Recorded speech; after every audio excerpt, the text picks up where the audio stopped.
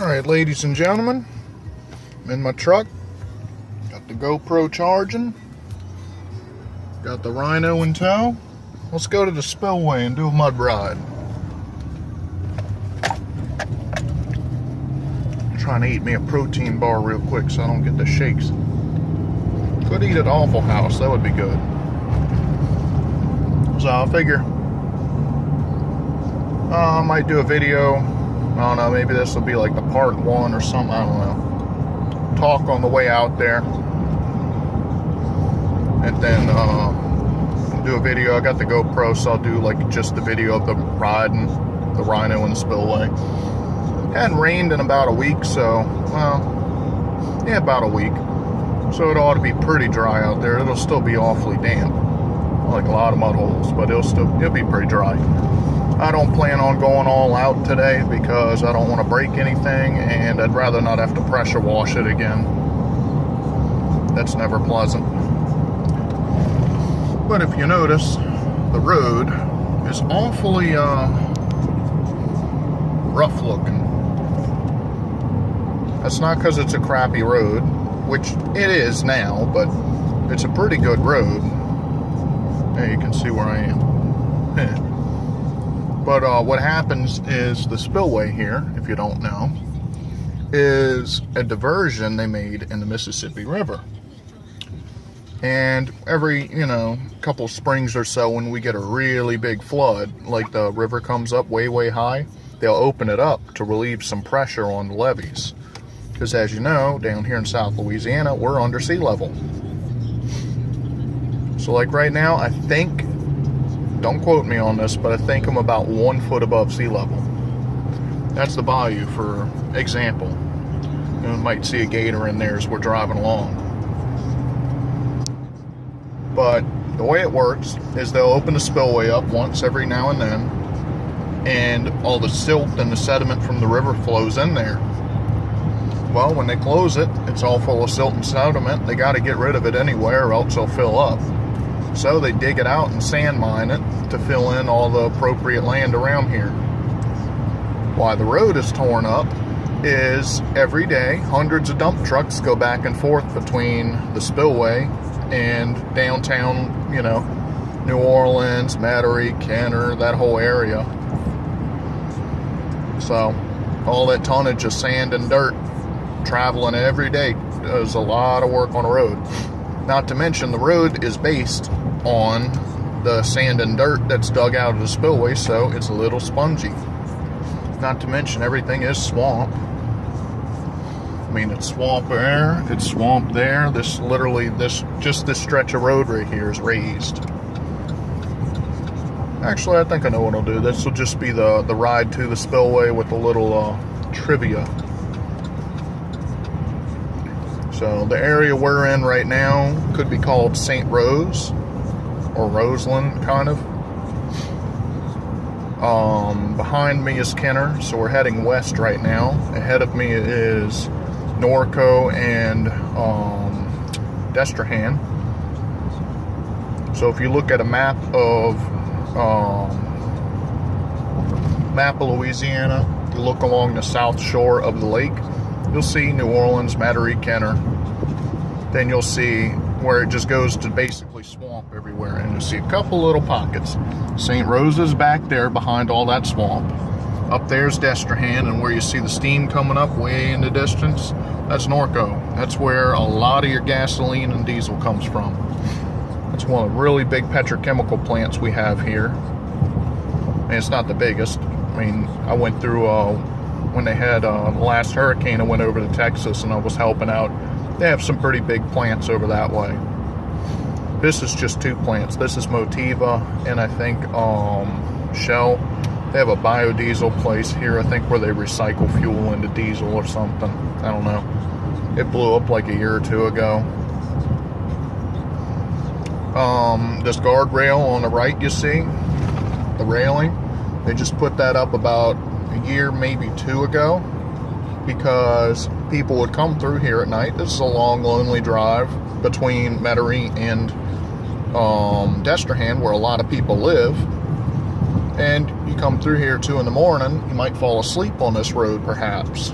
and a lot of people were falling asleep, and they'd go off into the swamp over there, and they wouldn't be discovered till the next day because it's dark, and that swamp right there is probably about 15 feet deep, because that's where they dug the dirt out of the bottom of that, or dredged it to fill in this on either side. Because if you look past it, it's almost like an island. It's not. It's more marsh. It's just dug out more next to the road. So this is Destrehan. It's basically a little tiny town. Doesn't look like much from, this is the highway airline, or interstate, or highway 51.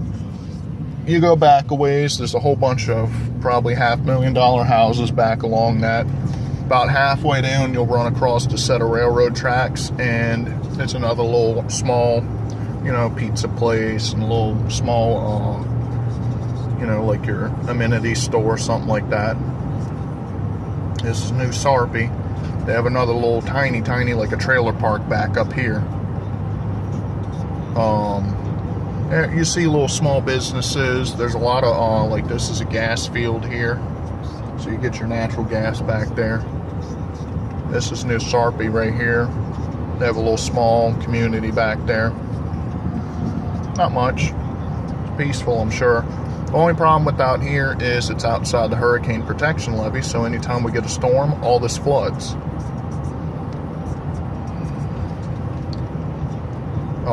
Got, you know, just some small businesses. I have a friend of mine, his mother works there as a welder. There's some equipment shops. And it's actually building up a lot more than it used to be. It used to be really empty out here. I think it's about 10-15 miles from where the shack is to where the spillway is, where we're going. So we're more than halfway now. Just outside of Destrehan's the halfway. There's another gas field. But now we're coming up on the petrochemical plants, if y'all can see. So this is going to be the Diamond Green Diesel coming up. Supposedly they recycle fuel or something. I don't know what happens, but whatever. They make green diesel, as per the sign. Another gas field. So literally they're across the street from where the fuel's coming from. There's a nice flare. That was running the other night. It's a shame it's not running right now. When they have this facility at peak capacity and they're running those flares wide open, you can see it from the whole skyline. It almost looks like a sunset, just flashing from the light that flare produces. So here's Valero and Shell petrochemical. Actually, it may not be petrochemical. It may just be fuel. I know in Chalmette they do petrochemical and refining, but there's your refineries. I may even do, on the way back, if I remember, hopefully I do, I'll do another video driving through there, and you can kind of get a feel for how things are. They literally have a road that goes right through the center of the facility, and you can, you know, just ride through there and have a look at things. It's pretty cool. So this is Norco, or around here we call it Cancer Alley, because literally the air smells like used oil. It just stinks. And the people that live here, back up in the neighborhoods, have one of the highest cancer rates in Louisiana. So here's some storage facilities, pipeline bridges. Just on the left side here to the south is the river. And they have a whole bunch of docks to where the ships will come in and barge up, or you know, tie in, and then they'll offload everything into the storage, and as they need it, they'll offload it from the storage into the facility. I know maybe I'll take River Road on the way back or something, because there's 2 or 3 massive grain elevators down that way that where they unload and offload all the barges coming from Mississippi and switch it over to the actual container ships, or your just cargo ships going across seas. So now we're coming out of St. Rose. Another 10 miles west of here is whatchamacallit, Laplace. But this levee we're coming up to, yes, this is a levee, not a hill, is the spillway. me making a southern turn here into the ATV area. Over there's fishing and camping and all of that if you're so interested. We're going down, see the levee. We're coming down into the spillway. A little rough, a lot rough. Dirt road, or I guess you could call this a packed road, gravel. Full of potholes from the dump trucks. But basically all this is overflow for the river. When the river gets too high, I think whatever flood stage is, like, I don't know, 30 something feet or something. There's a nutria rat.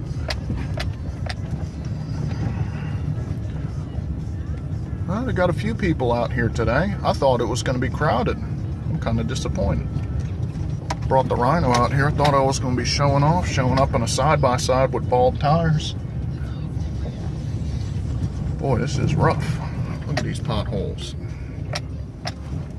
Here's the ongoing joke in this area, especially down in New Orleans because the roads are so bad, is most of the world drives on the left side of the road. Most of the U.S. drives on the right side of the road. In Louisiana, we drive on what's left. Ha ha ha ha, funny. These little ditches off to the sides, full of crawfish. They have people come out here in the spring and load up, put little nets in there with chicken necks, and you load up a couple satchels of crawfish. That is the road I just got off of. That's Highway 51. That back in the day, in the whatever the 50s and 60s, that was the only way, east and west. And then up in Laplace, there's Old 55, which is the only way north and south. And literally any way to get down here was a 2-lane road. There was no other ways. Train trestle over there. Usually you'll see a coal train coming by because they have a coal-fired power plant just over yonder. On the other side of the river, just on the other side over here, is Waterford 3, or nuclear power station. Another thing, it's not classified as an island, but I consider it that. An island is a landmass surrounded by bodies of water with no land connections. In New Orleans, if you think about it, to the south is the Gulf of Mexico. To the east is the lake in the Gulf of Mexico. To the north is the lake. And to the west is all marshland. All of this is marshland. There's actually no dry land between here and there. You literally have to go over at least one bridge to go anywhere in this place. So here we are. We're pulling in to the latrines. No, into the ATV area. I got somebody else here with a side-by-side too, and a little baby dirt bike or 4-wheeler. And a couple people here with dirt bikes. I'm really surprised there's not that many people here. I'm kind of disappointed. So I can't tell if they're unloading or loading. They look pretty clean. So I don't know. But I'm going to sign off here. Yes, I was filming and driving. Get over it. So that's about it. If you like this video, comment, rate, subscribe. Have an awesome day. Stay tuned for the riding portion where we take the Rhino out and go have fun.